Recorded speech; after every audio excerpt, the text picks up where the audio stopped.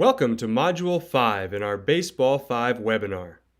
This fifth module is for coaches, and we will discuss the fundamentals of Baseball5, warm-ups, catching and throwing, and defense, including a look at different defensive strategies. Teaching coaches without being on the field is obviously a bit of a challenge, but this is a good starting point to show you the proper technique and some drills that will help you improve the skills of your players and get ready to compete. Baseball5 requires outstanding physical preparation. There's no downtime, and even if games are around 20 minutes in length, they prove to be extremely demanding on the body. For younger kids up to 10 or 12 years old, probably the game itself is a good way to warm up. Play, and play some more. But when getting older, players must be ready for competition and to perform at the highest level possible. Bodies have to be ready to prevent injuries. Don't let your players warm up without a preset routine. Dynamic first, and then, when the body is loose, we start stretching. It's been proven that the old style of thinking, stretch first, activity second, was actually not correct. It's no good to stretch muscles before they wake up with some activity. For every fundamental, and certainly warm-ups can be considered a fundamental, you always have to plan the work to prepare your players for better performance. Here are two pictures that show what good team warm-ups look like. As a coach, you can tell if a team is well coached and organized right after their warm-up. When you see a well-organized team, with everybody doing things together and coordinated, that is the image that you want your team to project. Here you have a list of some dynamic drills to warm up, which will be followed by exercises to improve agility skills. Baseball5 is a sport played at medium-high intensity in a confined space. It is defined by short and quick movements and sudden changes of direction. That is what we're training for.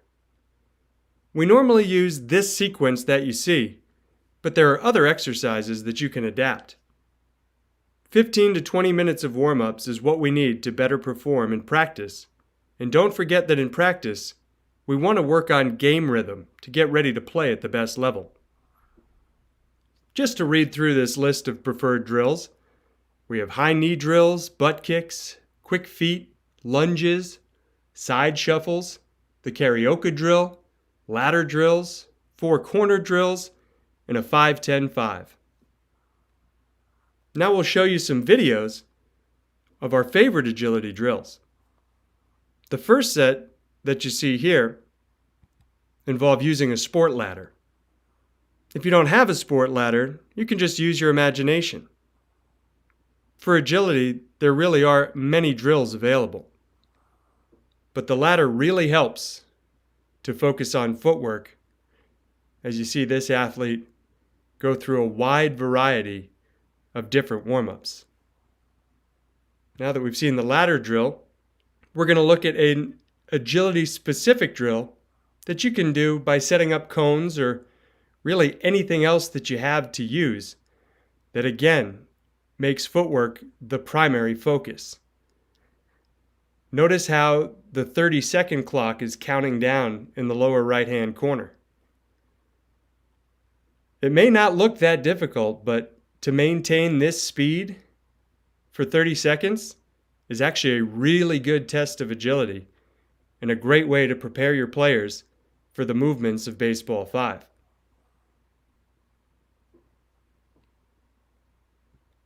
Next, we'll look at a 4-cone drill. And I think the 4-cone drill is especially well adapted for Baseball5 because of its unpredictable nature.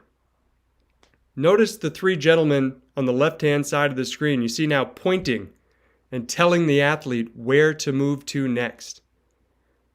That unpredictability in training will certainly help prepare your players for the unpredictable bounces and everything else that they'll encounter in a Baseball5 game. So I think the 4-cone drill is really excellent. The last one we want to look at is the 5-10-5. And it's pretty self-explanatory, as you have different markers set up 5 and 10 meters apart. In this example, it was a football player, so it was 5 and 10 yards apart, but you get the idea. Short bursts of high speed. And again, those examples we just showed you are our selection, but it's totally up to you to use these or others if you prefer. Next, after a good dynamic warm-up, as we said, lasting around 15 minutes, we're ready to stretch for another 5 minutes or so. What's important, again, is the organization. Lines. In Baseball 5, we don't have big rosters like in baseball and softball, but this is what it should look like, with fewer players. If you see a team warming up in the proper way, always give credit to those players, and of course, to their coach. Here you have an example of a good stretching sequence. Normally, you start from the head and the neck, working your way down the body until you get to the ankles and feet. This is our example, but you can build a routine all of your own. Make sure it's a routine that your players will never forget. Now we'll talk about playing catch. Why is playing catch so important? In baseball and softball, it's fundamental and really crucial to a team's success. It's no different in Baseball 5. If you want to win games, you have to score more runs than the other team. That's always going to be true. But scoring runs isn't easy, especially in Baseball 5. So you better play good defense and make the outs when you can. Good and accurate throws are very important, especially for the reason that it's more difficult to catch the ball in Baseball 5 with no glove. Don't waste time during practice. Always train with a purpose. The 5 or 10 minutes that we will spend playing catch should be used to improve the accuracy and the confidence between teammates.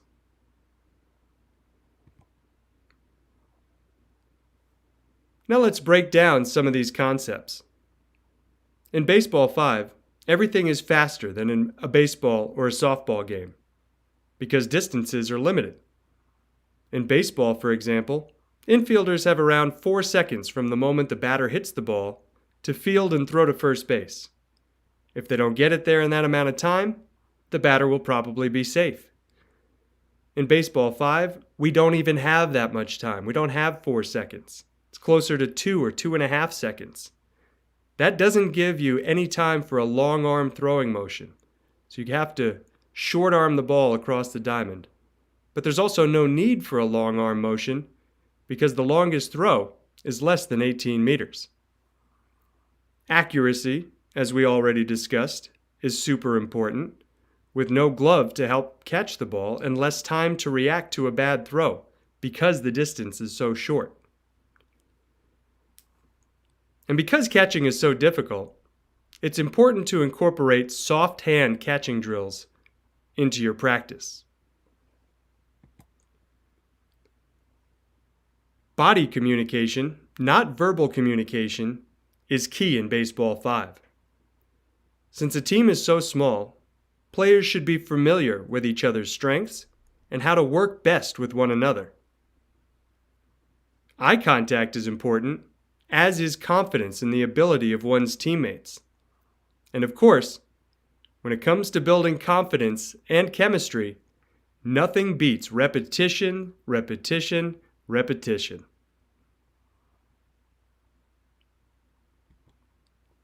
Now we're going to look at a short video so you can see an example of perfect defensive form.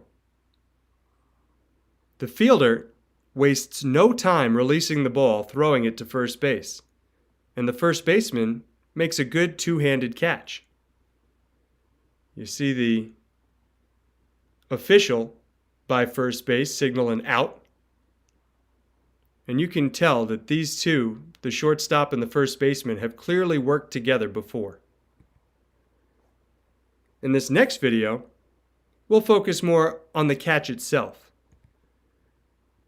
You'll see how using two hands is so important.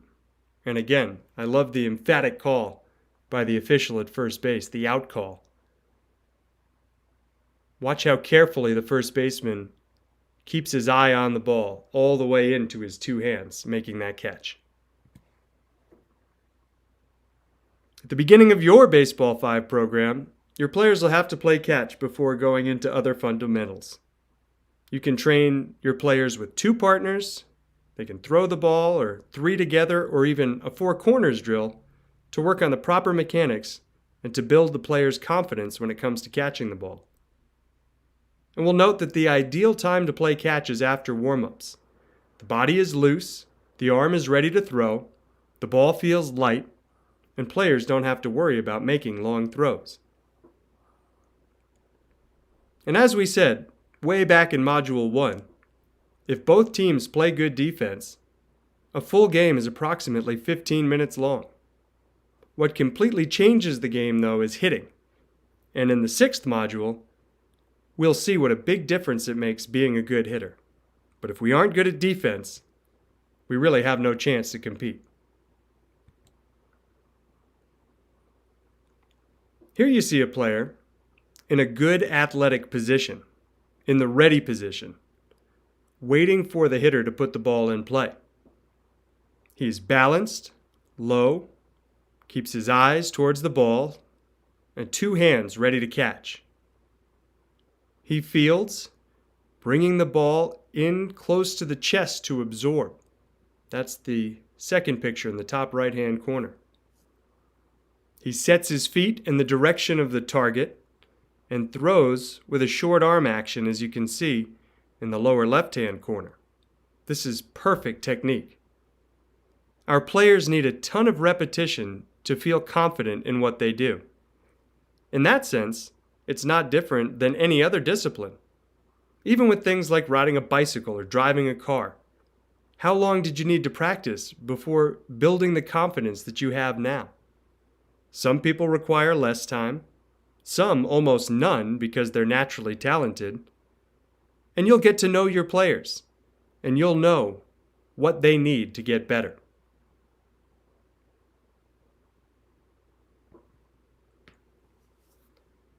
Now we're going to show some animations of drills that you can use. We're going to call this the regular rolling drill that partners can first work on. One player starts by rolling the ball hard to their partner, who has to field the ball, remembering the good form that you just saw in the last slide, absorbing the ball into the body, and then rolling it back with speed the same way to their teammate. So both can work on the same routine. In this rolling drill, nobody throws the ball overhand, but it goes back and forth on the ground to build confidence fielding ground balls. Next is a short hop drill with the partners bouncing the ball back and forth. The first bounce of the ball comes around halfway to the partner. Then they return the throw on a short hop, with the player throwing the ball hard, making sure that the first bounce is very close to their partner's feet. And for those of you familiar with baseball and softball, this is very important for your first baseman. First basemen have to be ready to field the ball on a short hop. But unlike baseball and softball, everybody on the Baseball5 field needs to be ready to field the ball on a short hop, because a lot of the time, that's the way the hitter will send it towards them. For the 4 corners drill, you can divide your team, in the example of an 8-player team, in 2 stations. They can be working at the same drill at the same time. Or you can have one working on moving the ball clockwise and the other counterclockwise. In the 4 corners drill, you throw with short arm action, flip, toss, or however you want to move the ball around. You basically play catch in a game situation mode.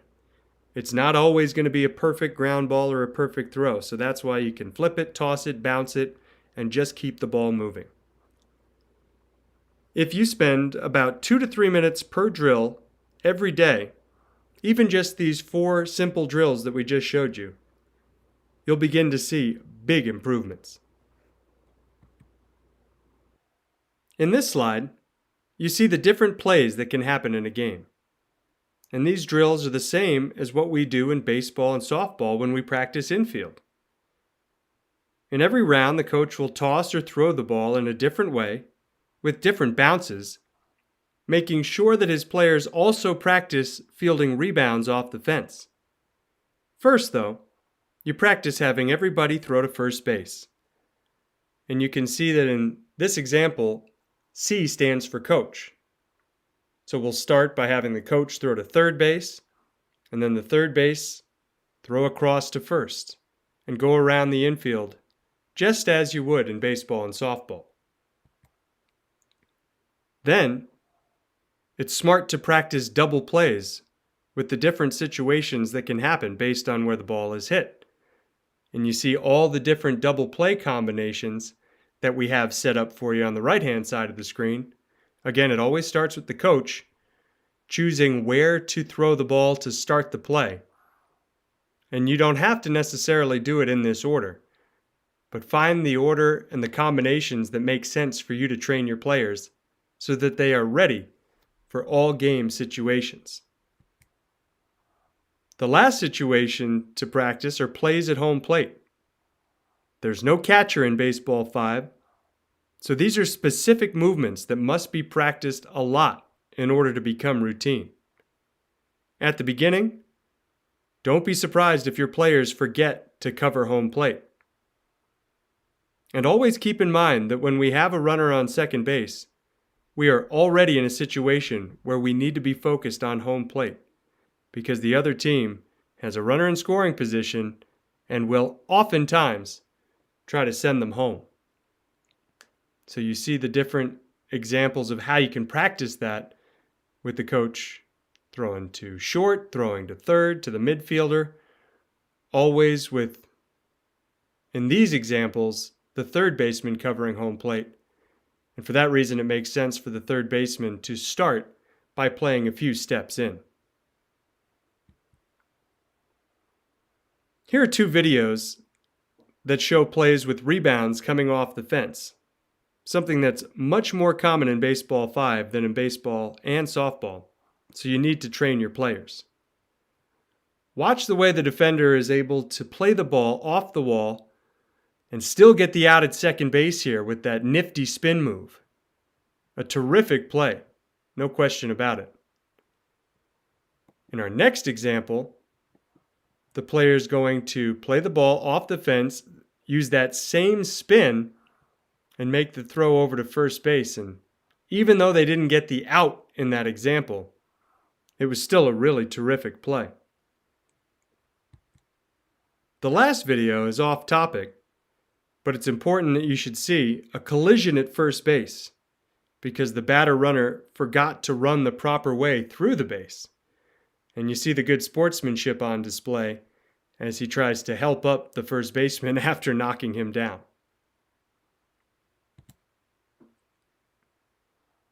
Now we'll move on to defensive positioning and strategy. And here you see different defensive positions that teams have used according to different game situations.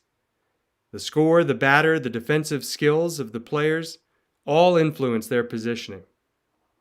You build your strategy and the confidence during practice, the repetition and the repetition of different game situations. And this first picture that we've had up for you is really just a classic defensive alignment. The next you see is very different, with 3 defenders between first and second base, somebody playing tight in the infield, and the third baseman at a pretty traditional position. These last 2 pictures that we'll show you here to end the module are of a game-ending play that we will see again during Module 7. Notice that the first baseman has to cover home with a runner on second, the runner who is in a green box now rounding third, on a ball hit to the left side. There's no play at first base, and the runner tried to score because nobody covered home at the beginning. But the first baseman did a great job reacting to the situation and getting to home plate for what would be the final out of the Baseball 5 game. And that's where we'll end this module for you coaches. We certainly hope you enjoyed this module and were able to get some ideas for bringing home to your program. And we look forward to bringing you more in Module 6.